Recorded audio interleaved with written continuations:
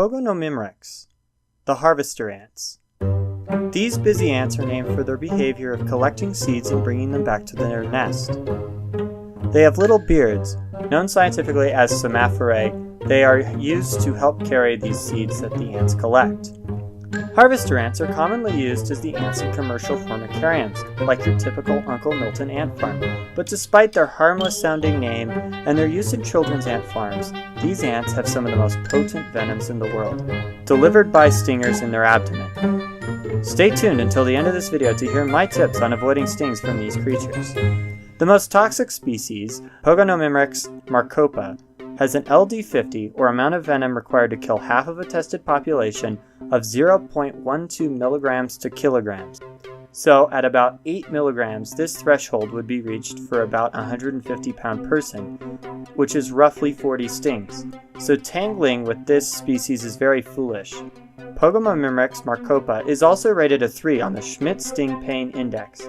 The Schmidt Sting Pain Index was born out of a scientific question by entomologist Dr. Justin Schmidt.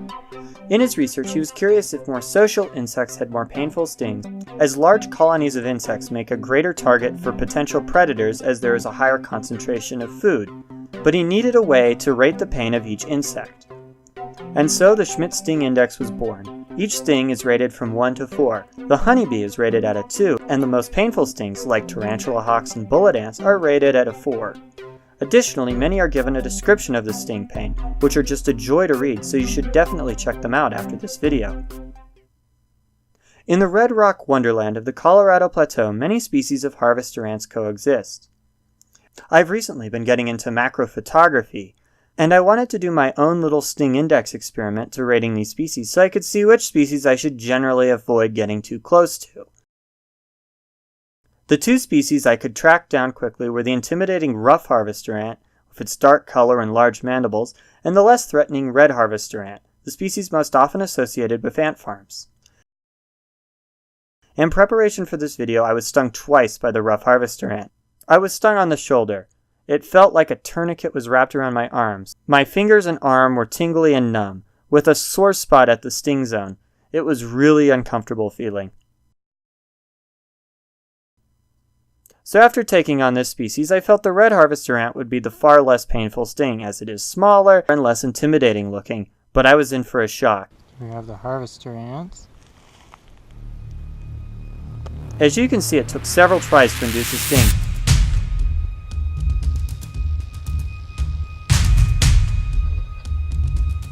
But when it came, it was quite painful.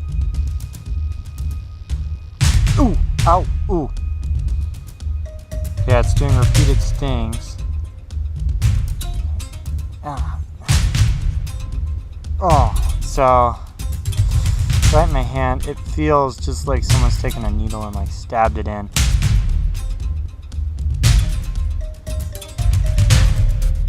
Oh, it's hot, hot. Ooh.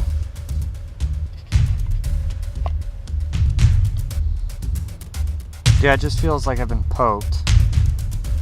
Like something's sticking in my hand. Oh yeah, you can see the red marks starting to form. It felt like a rogue acupuncture needle that was left in. I was also stung on the back, which left a large area from the sting zone to my shoulders sore, and the area around my armpits felt numb.